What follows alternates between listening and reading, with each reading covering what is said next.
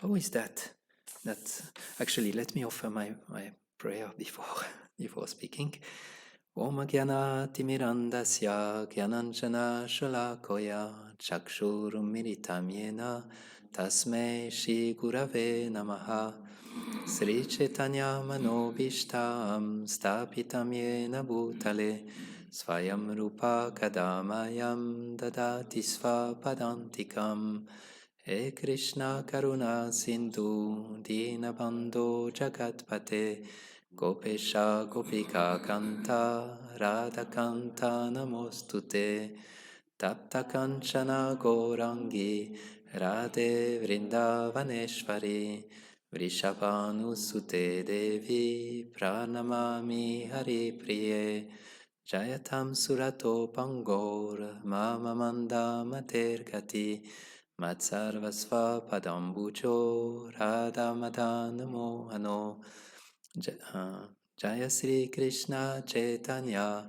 Prabhu Nityananda Shri Advaita Gadadhar Shivasati Gaura Bhaktavrinda Hare Krishna Krishna Krishna Hare Hare Hare Rama Rama Rama Hare Hare. So maybe first I go back to the verse we were reading, that Lord Nityananda Swarup appeared formally as Lakshman and served Lord Ram as his younger brother. I was reading something yesterday from my spiritual master. He's writing, I think, once a month or once a month, I think, the Above the Cloud. It's a small article connected to Srimad Bhagavatam. And the article I read yesterday was about transformation. I think we all know a little bit about transformation. That is actually the aim of all what we are doing, that we are going through a transformation. And this is inner transformation. This is transformation of the heart. Not external, but internal transformation. And Maharaj was speaking about a verse quoted, I don't remember if it was Jiva Goswami or Rupa Goswami, about transformation. And the verse was saying that, like if you have bell metal, I guess our kartals must be like bell metal. If you use bell metal and you bring it into a chemistry process like the alchemist were doing, you can transform it into gold. So our Acharya is saying the same way, by the process of initiation, one is actually brought to transformation. It's quite interesting. Often we think, initiation is external ceremony that's not so important, but actually by this process the transformation takes place. And then the verse explain, then Maharaj quote another verse, I don't remember from where, about what is happening in the process of initiation. And then you get, according to the tradition, is not exactly like this in our ISKCON, but according to tradition, when you will get initiation, you will get tilak. We put the tilak much earlier, but at the time of initiation, you will get the tilak, the upendra, I think it's upendra tilak, which is like going toward up. I thought interesting. I put the tilak every day, but I'm not meditating so much. Actually, the meaning of the tilak is that my consciousness go up. That my consciousness should be looking up. And then, so that's one of the things. The other things was tapa, or austerity, practice of austerity. And then come nama, you get a name. And that's what will happen now when we get initiation. We get a new name, a spiritual name. And there is something very special, because through the name, we are actually changing our identity. And that's one of the major change of the heart. The major change of the heart comes through the change of identity. So we get a new name, a name with Das. And this is actually the base of all transformation, is transformation of identity. When we transformation of the heart is transformation of identity, transformation of who we think we are. If we are normal persons in a material body, or spiritual persons into the eternal body, or a servant of Krishna, actually is both.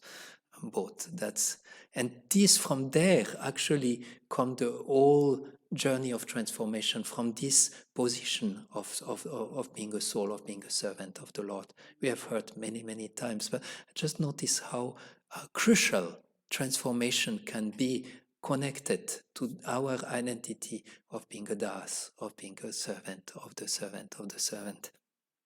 So when I thought Lord Ramachandra is the eternal servant of Lord Ram, he served Lord Ram as his younger brother, so I thought to share that with you. And then the next verse we had was that the activities of Lord Ramachandra were full of suffering, but Lakshman, on his own accord, tolerated that suffering. How is that possible? Lord, the Supreme Lord, appear in this world, and his pastimes in this world are full of suffering. I mean, the Lord is full of ananda, usually we hear. So how is it that the activities of Lord Ram were full of suffering? How can we understand this?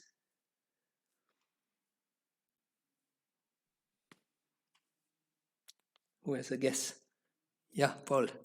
Courageous. By suffering, you can make progress. Okay. Okay, but Lord Ram don't need to make progress, so he's the Supreme Lord. Any other guess?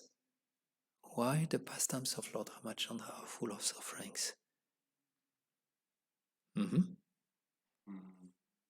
It's also to teach others by his own example. Chaitanya Mahaprabhu was teaching to Yugadam of this age, in the position of being his own servant, so to say, to set the example how we should act, what should we do.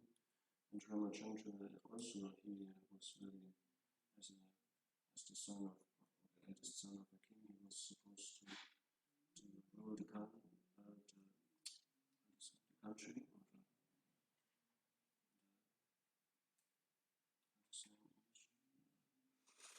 Yeah, ruler. Yeah. Sooner or later.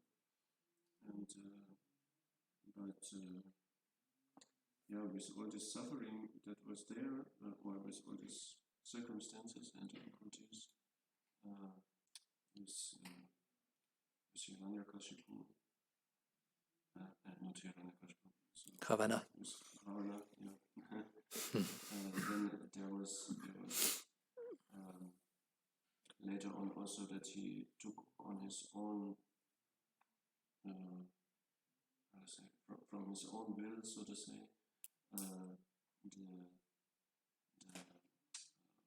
being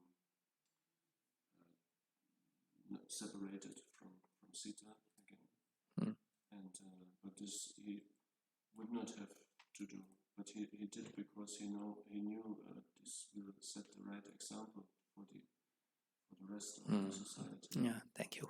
I think that's one. I would also get to this conclusion. Obviously, the Lord is full of ananda. He has nothing to do with sufferings of this material world. But Lord Ram appear here to establish Dharma, to establish the codes of good conduct for living entities, and he is giving example that in this material world, all living entities, and I guess we all have this experience, we will go through sufferings. It's just not possible to avoid it. But Lord Ram give the example how to go through. And Lakshman was actually the younger brother of Lord Ram. And as a younger brother, you always feel you have to serve the elder brother. You always, whatever the elder brother will say, the younger brother has to do. And he had actually few times, Lakshman had a very difficult task to accomplish in the past time. And one of the most difficult was when Sita was brought back they were all back to Ayodhya, and Ram was again reunited with Sita. And one day, Lord Ram heard someone speaking in the kingdom, and this person was saying, the wife of this someone had gone away, and then she wanted to come back. And the man was saying, I'm not like Ram. I'm not just accepting you back. You cannot be back. You were out. And so Ram heard that, and he thought, oh, I'm not setting the proper example because I accepted Sita again. So then he asked Lakshman, he said, please take Sita and bring her to the ashram of some saintly persons, and she will stay there. I cannot stay anymore with her. And that was very, very difficult. And Lakshman did not want at all to do such a thing, but he had to do. And when he was driving Sita to the ashram, I mean, it was very, very moving scene. But Lakshman said, never again. If I have to come again, I will come as the elder brother, so that I don't have to do such a difficult task again. So yeah, that's one of the reasons why there are so many sufferings happening in the pastimes of Lord Ramachandra. There are also sufferings happening when Krishna is appearing in this earth, not only with Ramachandra, and especially those are spiritual sufferings. These are sufferings out of love, out of separation.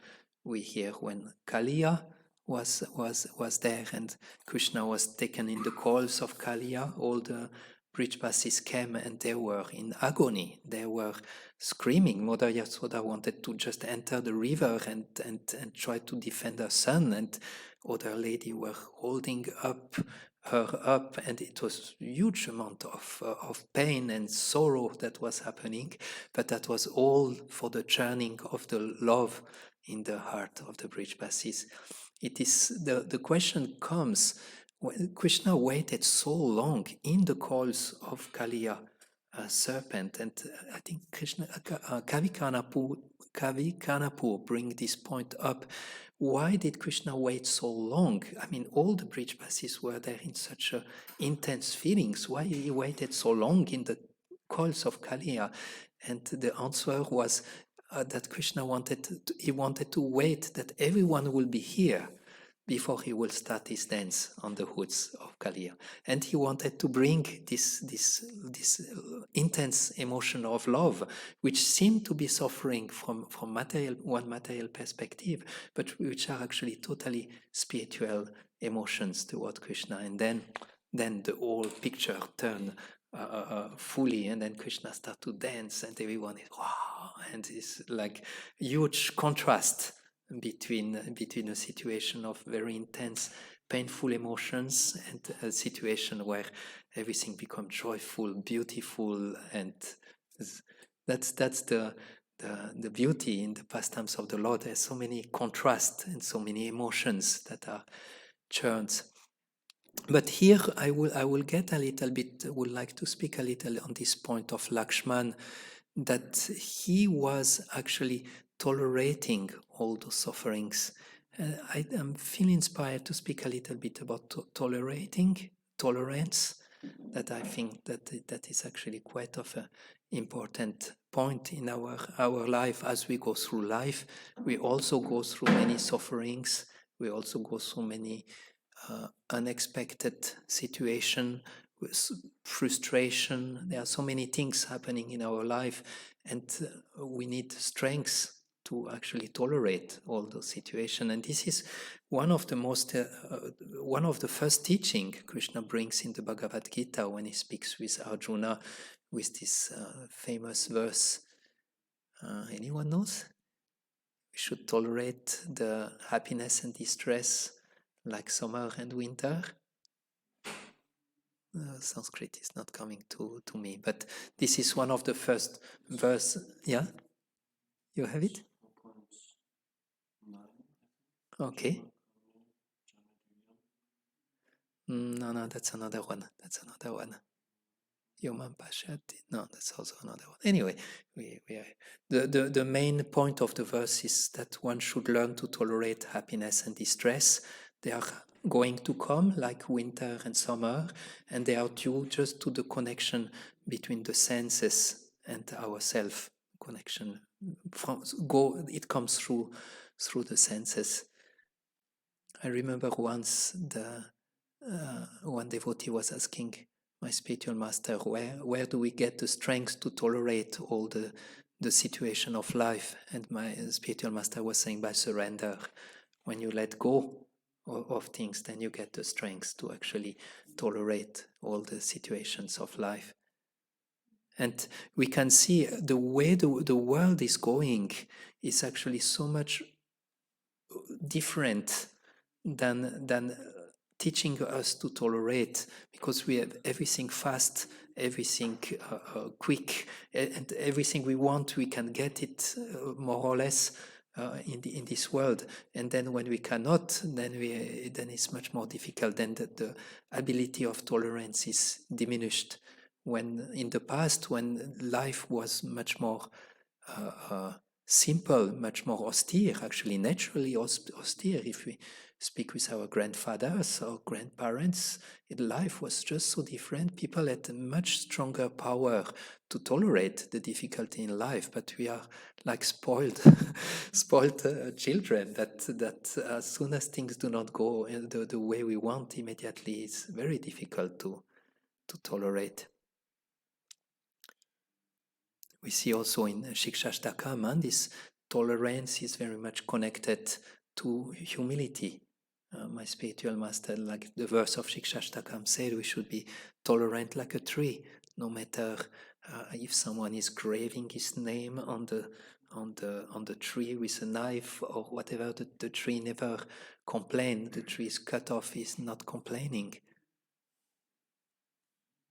Yes. Just very shortly, remember the verse again. Okay. It's 3.11. Okay. Yeah.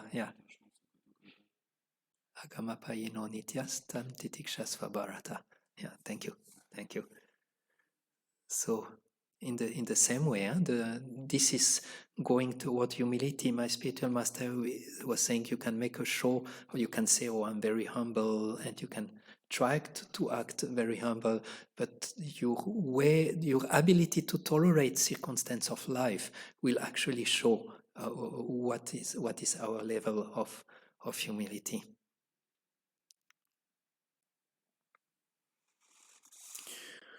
Yeah, that's what comes to my mind so far. We could read a little further. I think we have still a little time. Or I don't know if you have some question or some thoughts you would like to bring. So far, I just wanted to speak a little on this point of tolerance. We had a little bit on this point of identity as being the servant, as the root of transformation. Anyone has questions or comments or like to contribute to what we spoke so far? Reflection, some reflections.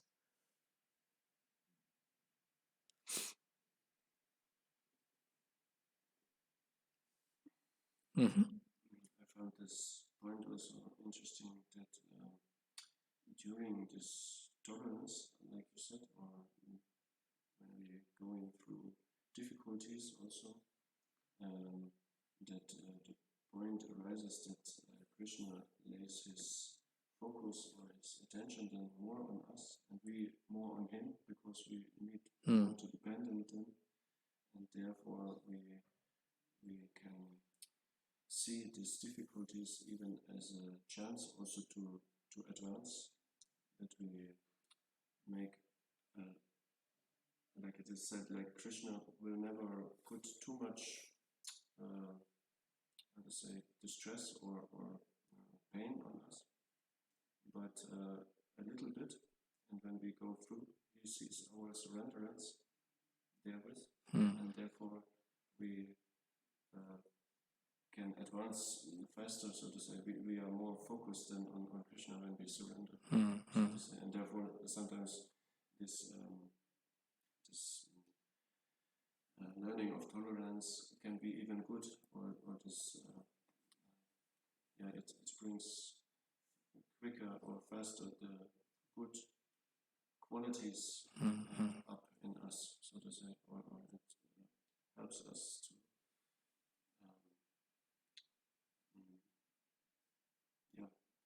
develop the good qualities. Yeah, thank you. Then we normally would do when we would think everything is alright. I do what I want. I can invest also a little time for Krishna, but maybe also later. Let's see. And so, but if we have little difficulties also, we get serious. And that's nice, because also this point of tolerance, like Maharaj was saying, you get the strength by surrender. Actually, we can surrender when we connect with, we can tolerate when we are connecting with Krishna. If we try to just tolerate, it's painful, it's difficult. But if we connect to Krishna, and if we connect to wisdom, that actually everything that is happening in our life is actually connected to our past misdeed, that is actually all given by Krishna as a result of our karma.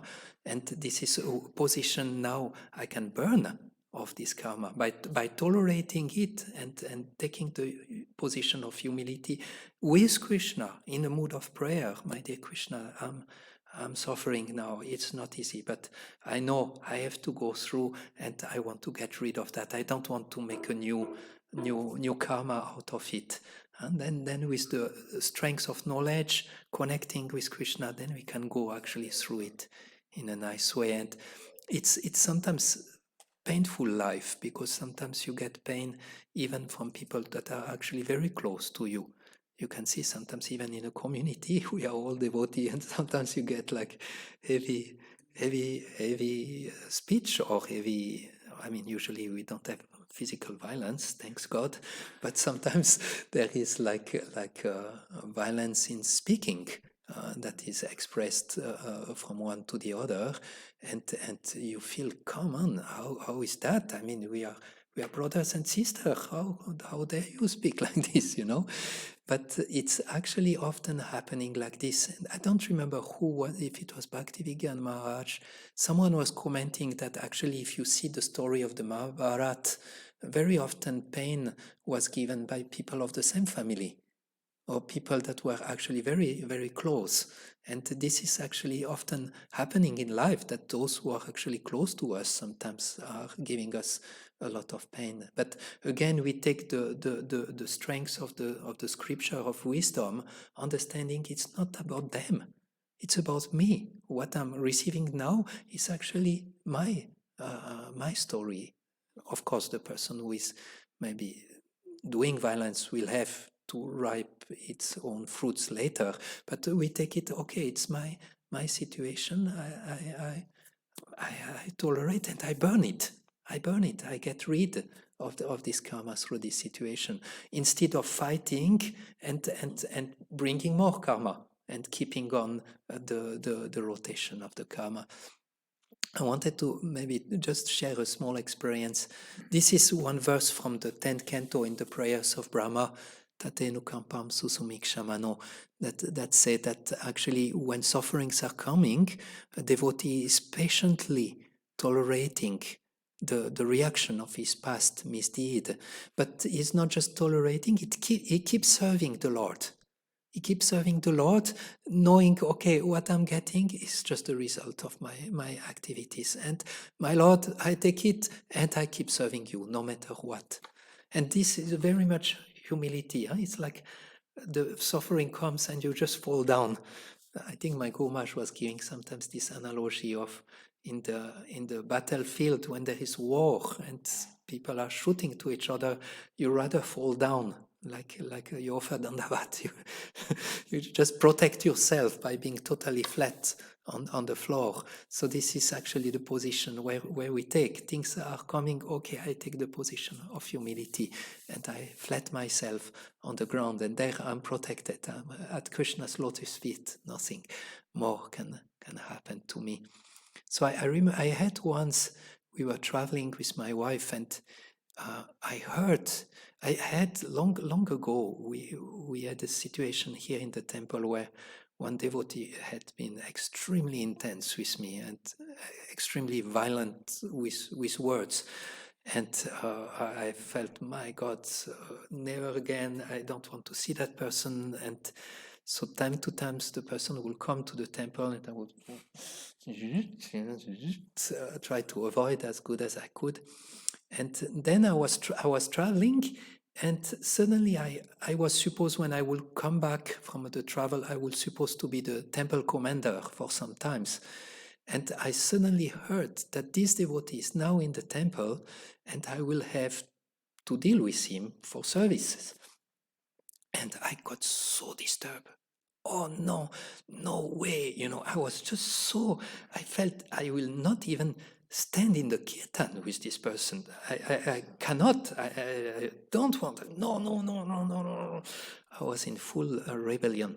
And we were driving, and then I had finished my quota of chanting, and I thought, okay, let's listen a lecture. So random, I put it a lecture of my spiritual master, where he was speaking on this verse, Tatenu Kampam Sumikshamano, and he was saying, foolishness is to think that suffering that comes to us are due to others. This is foolishness. They are actually coming to us. This is what the result of our past, and that made such an impact that I could let go totally of this bad feeling toward that devotee. I took it on myself. I thought, okay, that's what I was deserving. I got what I was deserving. Let it be. And then I was here, and I could dance in kirtan with him. I could deal with him with service.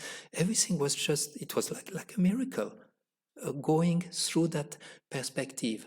And I think this is actually the way to get rid of the suffering, is when we actually don't think it's unjust, but just think, okay, this is what I deserve with whatever I did in the past. Now let me do it better. Now let me tolerate the situation, take shelter, connect with Krishna, keep serving Krishna no matter what, and then you go through and then you purify all those situations from the past. So I think, thank you, Govinda Kunt. You brought me to this point of accepting responsibility. At the same time, when I see the hand, I notice, but at the same time, it's not that if there are persons who are chronically giving pain to others, it's not that we should just stay close to them. Then it's also natural to keep some bondage from persons who have this tendency maybe to be violent in some ways. But when it happens like this from time to time, then one should take it. Paul, you had something? Everybody has problems, and sometimes you need enemies to solve your own problems because they point you at something that you are not aware of. Sometimes some blind spots. Everybody has behavior that he doesn't know from himself, and you have to learn this from others or your enemies. And it's actually also a way of progressing. Yeah. It's not the nicest way, but it works many times. Yeah, sometimes Krishna is trying to speak to us and show us what we are supposed to do, where we are supposed to go, and sometimes we just cannot hear. So sometimes some strength needs to be there for us to make the change. Yeah. I remember for me to get out of temple president, I got a few times really heavy treatment. And then I felt, okay, that's it. And then later I could understand it was Krishna's mercy, that person that was so heavy to me.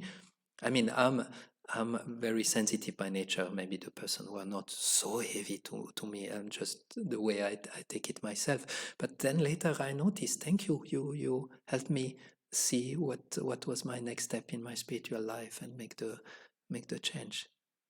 I think you need difficulties in life. Yeah. Otherwise you cannot progress. Yeah. Phew. Chastisement. We need that, huh? We don't like it, but we need it. There was this story I was reading. When often the devotees, and this good, we end with a story from Chaitanya Charitamrita. Chaitanya Mahaprabhu was living in Jagannath Puri, And once a year, the devotee from Bengal, they will go down to Orissa to meet Lord Chaitanya, and they will usually stay 4 months in Jagannath Puri. There was a Ratha Yatra festival, and there was the Chaturmasya coming, and they will stay quite sometimes with Chaitanya Mahaprabhu. And one devotee had amazing service. His name was Shivananda Sena, and his service was to take care of all the devotees' travel. He will pay the expenses when there was some tax collector on the way, so he will pay. He will arrange food. He will arrange accommodation for all the devotees and like this.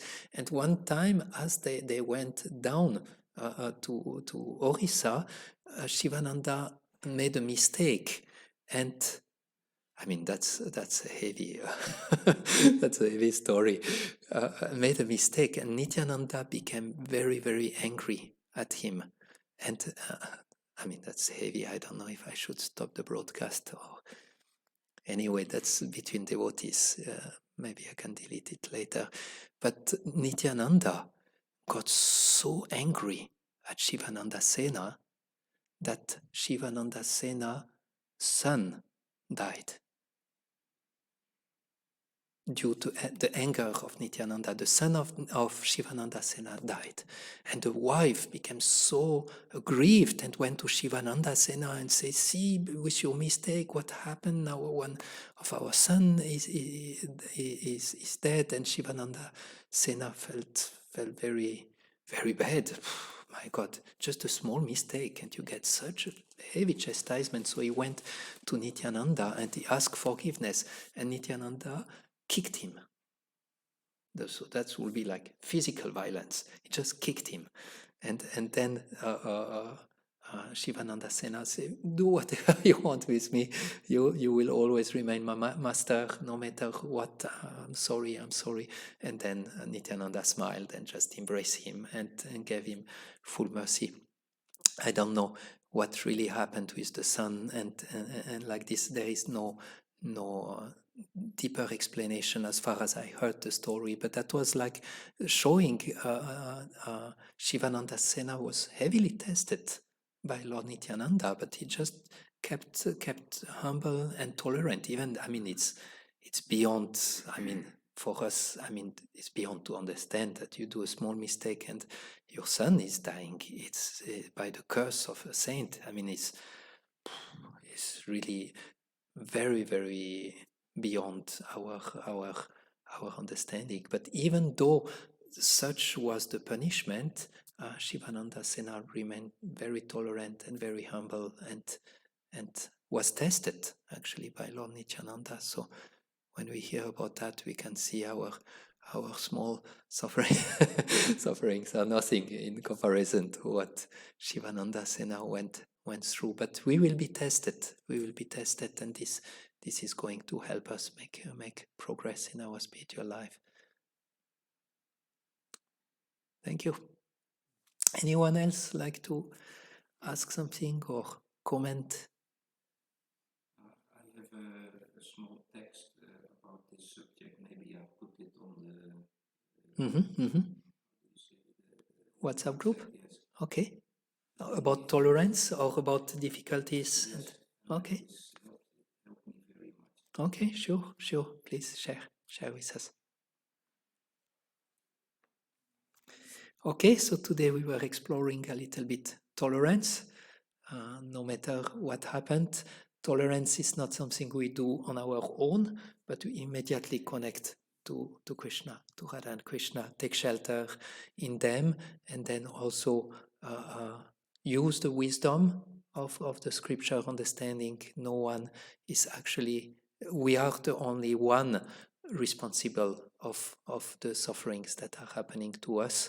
We should take responsibility for the sufferings that are coming to us and tolerate and keep serving the Lord, and then we will keep making nice progress in our spiritual journey. Thank you. Sri Chaitanya Charitamrita ki jai, Srila Prabhupada ki jai.